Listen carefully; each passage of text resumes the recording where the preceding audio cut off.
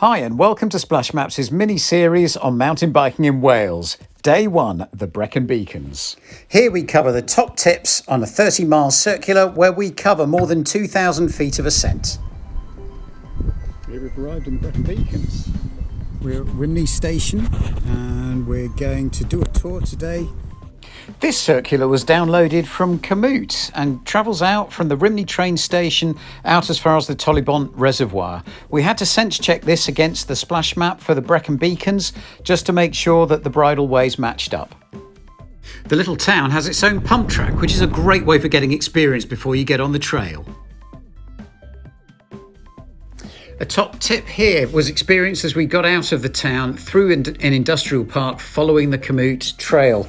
We got into trouble when we found ourselves on a trail that didn't really exist. Out of the town, past the industrial estate, and we're into the wilds of Wales. Bogginess and reedy grass ensued, making it difficult going for us. Plus, of course, it wasn't great to be off a bridleway.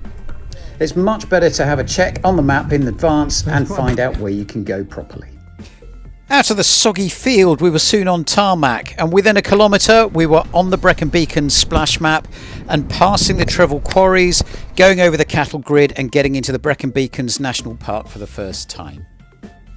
The views from this point onwards get ever more spectacular, and it's worth taking some time to take out your plan, your map, your route, and lay it out before you. Think about the times you thought of this place for the last few months you've been planning, and enjoy. The descent after the Brynaw Gleeson Peak is rocky and steep and fun.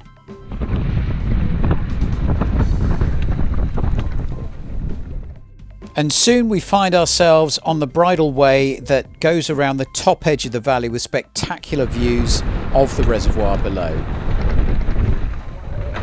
There she is!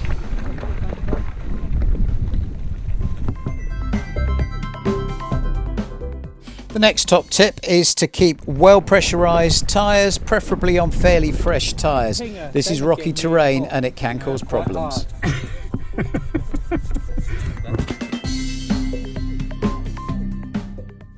It's clearly way too easy to miss the bridleway that takes you down through the forest and to the lakeside. The rocky descent is very tough on bearings, take it from me.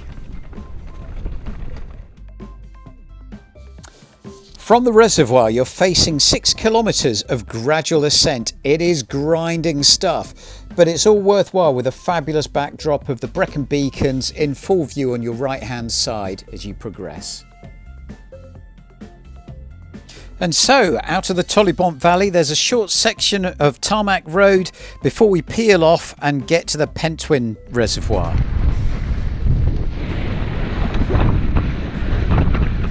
Some fun descents take us back down to the reservoir, and we run alongside the Brecon Mountain Railway until we're outside of the Brecon Beacons National Park and heading home on the number 46 Sustrans cycle route.